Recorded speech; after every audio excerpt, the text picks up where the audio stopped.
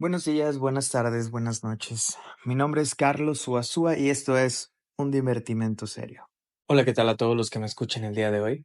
En esta ocasión vamos a discutir un poco sobre el setting o encuadre. Siguiendo el hilo de la vez anterior, en el capítulo 4, acerca del método, en el que discutíamos un poco de lo que para Freud era el método psicoanalítico, y bueno, me gustaría rescatar nada más, así como al pasar, que para Freud el recostarse sobre el diván parecía algo que era parte del escenario, casi ritual del consultorio y que había sido heredado de la época en la que practicaba la hipnosis. Aclaro este dato debido a la publicación que realicé en el Instagram acerca del diván. Me gustaría que comentaran un poco, en caso de querer, que hablemos sobre este y otros mitos. Siguiendo con el tema del setting, al cual haré referencia al resto de este capítulo con el nombre de encuadre, encontré un par de lecturas que pueden ayudar un poco a discernir lo que es. El psicoanalista José Blecher, grande de la historia del psicoanálisis argentino, seguramente la gente que nos escucha desde Buenos Aires reconocerán enseguida el nombre de José Blecher. Aprovecho para mandar un caluroso saludo a nuestros hermanos de la Argentina y también de Nicaragua, ya que he notado que nos escuchan desde allá. Les mando un abrazo de parte de Un Divertimento Serio. Fuerza a todos en estos tiempos de contingencias sanitarias. Bien, volviendo un poco a nuestro punto, José Blecher tiene un texto que se llama Psicoanálisis del encuadre psicoanalítico. Este texto fue presentado en el Segundo Congreso Psicoanalítico Argentino en Buenos Aires en un junio de 1960 y que pueden encontrar en un libro que se llama Simbiosis y Ambigüedad, Estudio Psicoanalítico, que fue publicado por Paidós en Buenos Aires en 1967. Y esto que les voy a leer está dentro de este libro, en este artículo que es de la conferencia que dio, y que está aproximadamente entre las páginas 237 y 250, ¿va? En dicho texto, Blecher retoma a Winnicott nada más al iniciar, mencionando que para Winnicott el encuadre es la suma de todos los detalles de la técnica, cosa que eso no deja muy clara la situación. La cita dice lo siguiente: la situación analítica puede ser así estudiada desde el punto de vista de la metodología que ella significa. El encuadre correspondería a las constantes de un fenómeno, un método o una técnica, y el proceso al conjunto de las variables. Sin embargo, aquí será dejado de lado este aspecto metodológico, y solo lo citamos para que se comprenda que un proceso solo puede ser investigado cuando se mantienen las mismas constantes. Y aquí él pone entre paréntesis encuadre. Es así que dentro del encuadre psicoanalítico incluimos el rol del analista, el conjunto de factores espacio, pone entre paréntesis ambiente, temporales y parte de la técnica, y pone entre paréntesis al final, en la cual se incluye el establecimiento y mantenimiento de horarios, honorarios, interrupciones regladas, etc. Bueno, al parecer para José Blecher, el encuadre tiene que ver como con el escenario de lo que va a suceder. También más adelante menciona lo siguiente: el encuadre es una metaconducta y de él dependen los fenómenos que vamos a reconocer como conductas. Es lo implícito, pero de lo cual depende lo explícito.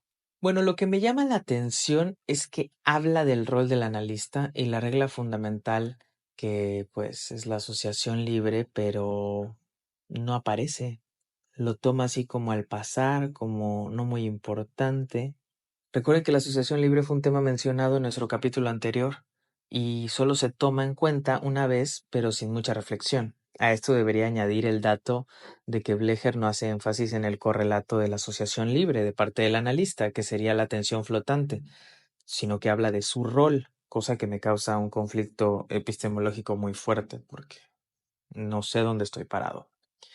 Pero no se preocupen, si ustedes se encuentran igual de confundidos que yo con respecto a lo que Freud menciona sobre el método que vimos en el capítulo anterior y lo que Blecher argumenta del encuadre, entonces quiere decir que estamos justamente en el lugar adecuado. ¿Por qué digo esto? Porque Freud habla sobre el método en tanto asociación libre y atención flotante, y Blecher, siguiendo una senda kleniana y postkleniana, hablará del encuadre en tanto todas las características de la técnica en psicoanálisis. La pregunta que tendríamos que hacernos es, bueno, ¿qué es psicoanálisis? Evidentemente, podríamos mencionar que es el psicoanálisis de beta kleniana. Esta comparación la hago debido a que siempre nos mencionan leer a Freud y cuando topamos a Freud nos damos cuenta de que nadie está haciendo lo que Freud propone. No estoy aquí para argumentar si está bien o está mal, sino que esto nos puede servir de clave de lectura. Método hace referencia al primer momento freudiano, Freud y sus primeros discípulos, aunque sí hay que tener en cuenta que hay gente que en la actualidad usa la palabra método también. Pero la clave de lectura nos puede servir para discernir las escuelas o los momentos históricos. Cuando estamos leyendo algo y se nos aparezca la palabra encuadre, estamos casi seguros de que se trata de la escuela inglesa de psicoanálisis con Klein a la cabeza y los posclenianos. Nos estamos refiriendo a Bion, a Winnicott y una serie de grandes autores. Y si nos acercamos a nuestra trinchera latinoamericana, tendríamos sin duda a Blecher y a Horacio Echegoyen, sobre todo Echegoyen, que fue un cleniano de hueso duro. Entonces parece al menos que a los clenianos todo este set, todo el encuadre y escenario les es sumamente importante y que debe de mantenerse y que el paciente está para, con su organización mental, parafraseo un poco las palabras que ellos usan, atacar o generar desviaciones al encuadre y que el analista usará como medio incluso de diagnóstico. No sé, este tema del diagnóstico también va a tener un capítulo muy especial. Ya veremos por qué es que digo esto. Pero entonces parece como que el psicoanálisis que se practica con encuadre es como si estuviésemos hablando de científicos que están poniendo las variables de un experimento bien ordenadito, bien reglado, y ponemos a la ratita, ¿no? Esto es súper Skinner, súper Pavlov, ¿no? Ponemos a la ratita y vemos cómo se comporta dentro de esta caja, de este encuadre que hemos reglamentado para que veamos su conducta, cómo es que intenta modificar las reglas puestas. Es muy interesante toda la postura kleiniana, pero le ponen tanto énfasis a esto que no sé dónde quedó la asociación libre y la atención flotante. Entonces, bueno, ahí podemos ver cómo una cosa es el método freudiano y otra el psicoanálisis kleiniano. Hay una nota al pie de ese texto de Blecher, es la nota al pie número 10, donde menciona lo siguiente. Creo que resulta apresurado hablar siempre de un ataque al encuadre cuando éste no es cumplido por el paciente. El analizado trae lo que tiene y no es siempre un ataque, sino su propia organización, aunque sea desorganizada. Bueno, se dan cuenta como lo que estaba mencionando hace un momento, de que el encuadre se está como cajita y entonces, dependiendo cómo venga a desorganizar o a atacar el encuadre impuesto por el psicoanalista kliniano, entonces eso nos va a dar ciertas como pistas de quién es y hacia dónde va el analizante. Bueno, ellos dicen analizado, cosa que igual va a haber un capítulo específicamente para eso. Les hago la pregunta, ¿será lo mismo un paciente de psicoanálisis, un analizado o un analizante? Habría que pensarlo.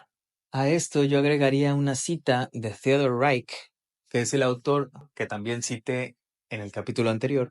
En su libro El psicólogo sorprendido hay un capítulo que se llama No hay itinerario a través del inconsciente, que está en la página 123, y la cita dice lo siguiente. Tal transformación hacia un sistema general, mecánico y consecuente parece imprimir el análisis menos el carácter de una psicología de las pulsiones que el de una psicología industrial. El territorio en el que ocurre un análisis de este tipo quizás esté situado en el país de la ilusión, seguramente no en este mundo. Bueno, mi contestación a la postura que menciona Blecher y que también pueden encontrar en ese libro gigante de técnica de Echegoyen, pues mi respuesta es esta cita de Reich, de Theodor Reich. Para cerrar un poco esta primera parte, podríamos decir que el método es freudiano y el encuadre es kleiniano.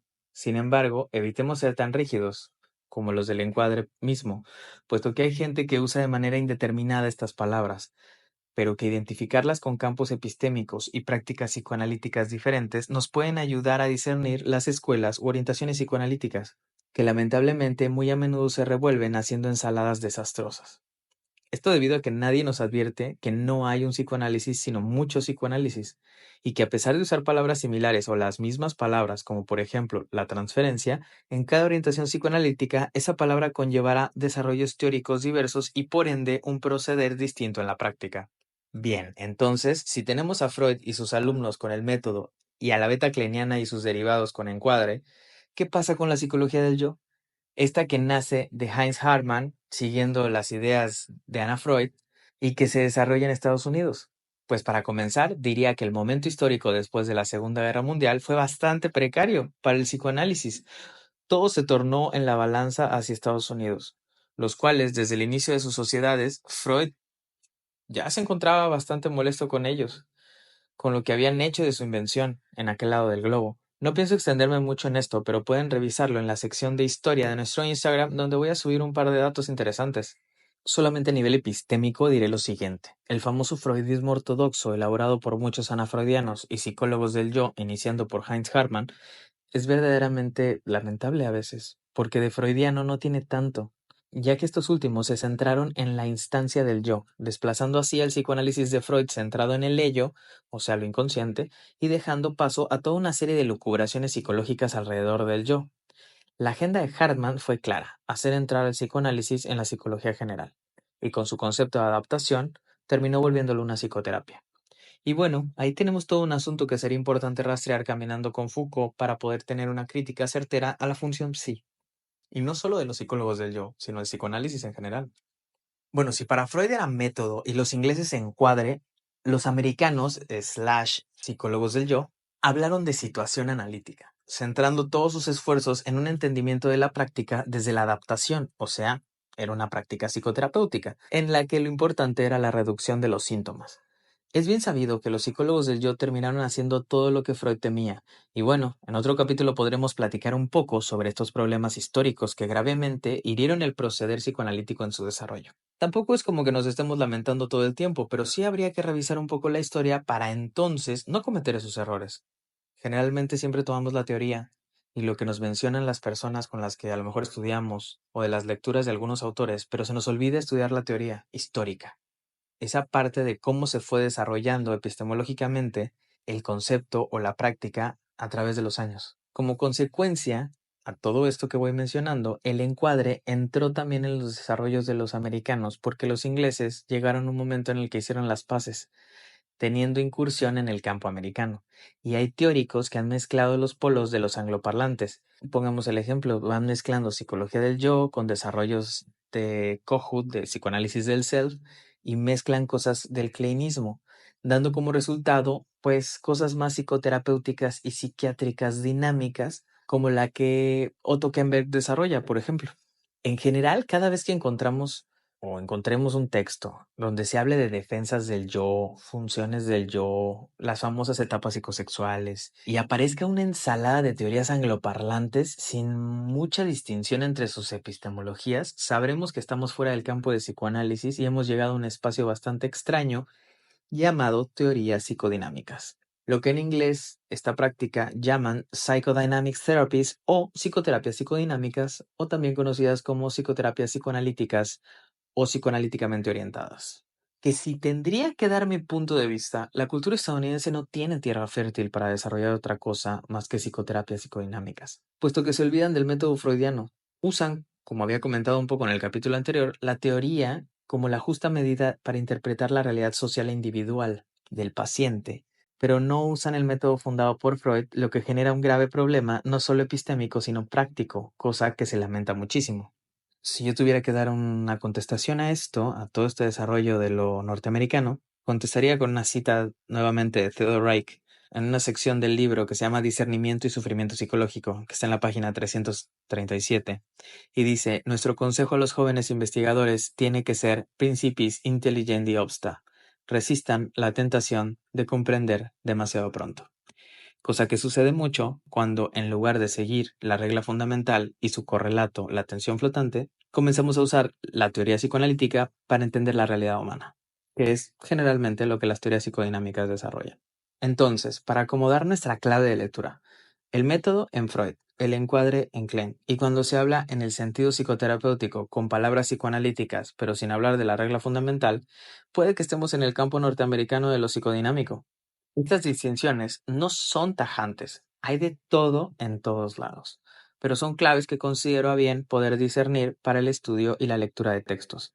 Hay gente que pasa de Ralph Grinson a Horacio Echegoyen como si fuesen fácilmente compatibles, y es completamente ajena una práctica a la otra. Les recomiendo el libro, si les gusta el psicoanálisis kleiniano, y si no, de cualquier forma, no tiene desperdicio, Este libro de Horacio Echegoyen sobre la técnica psicoanalítica y también el de Ralph Greenson, pero por una razón en particular. Echegoyen fue un grande del kleinismo y Greenson un grande de la psicología del yo. Entonces, leer ambos libros nos ayudaría a distinguir cómo es que la práctica de estas dos posturas angloparlantes son totalmente dispares y aún así se dicen psicoanálisis. No puntuaré si son psicoanálisis o no, puesto que no soy quien para decirlo, pero sí los invito a leer ambos libros para emparentarse un poco con el léxico y el modo de expresión que tienen ambas posturas y cómo se pueden observar sus diferencias entre sí y sus diferencias claras con lo propuesto con Freud.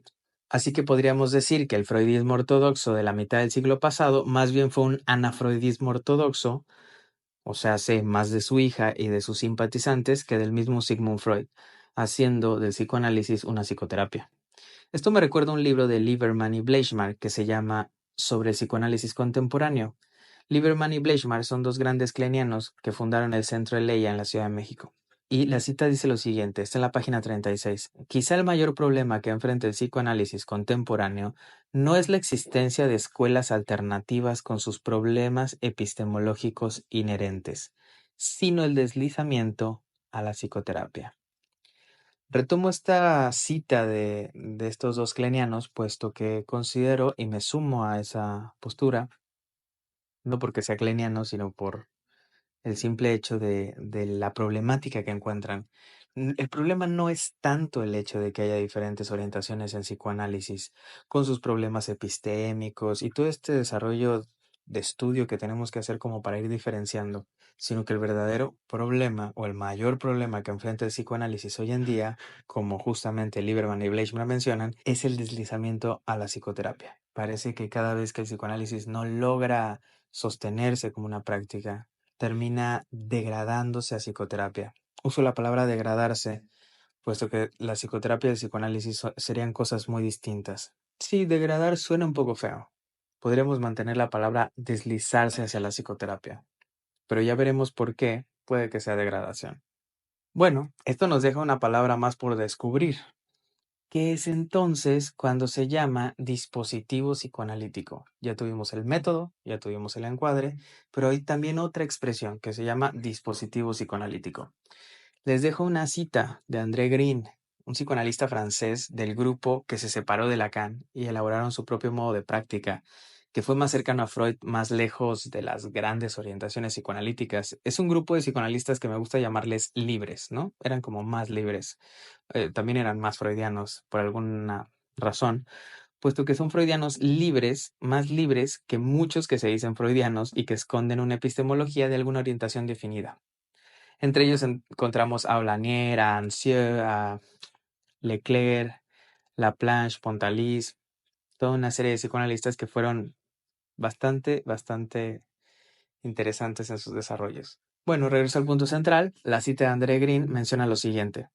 Para nosotros, el modelo es y sigue siendo el psicoanálisis, mientras que las psicoterapias resultan esencialmente de la imposibilidad de implementar una situación que respete las exigencias del modelo. Bueno, ¿de qué modelos? Del modelo psicoanalítico, fundado por la regla fundamental. Esta cita está en un libro que se llama Ideas directrices para un psicoanálisis contemporáneo, del autor André Green, y está en la página 120. Les recomiendo ampliamente este texto. Bueno, por ahora vamos a dejar hasta acá. Si tienen alguna duda, comentario o alguna idea de cómo podemos seguir dialogando sobre estos temas, háganmelo saber a nuestra cuenta de Instagram Un Divertimento Serio y a nuestro correo. Espero que este capítulo haya sido de su agrado y nos vemos en la siguiente para hablar un poco sobre ¿y entonces qué es eso del dispositivo psicoanalítico? Hasta luego.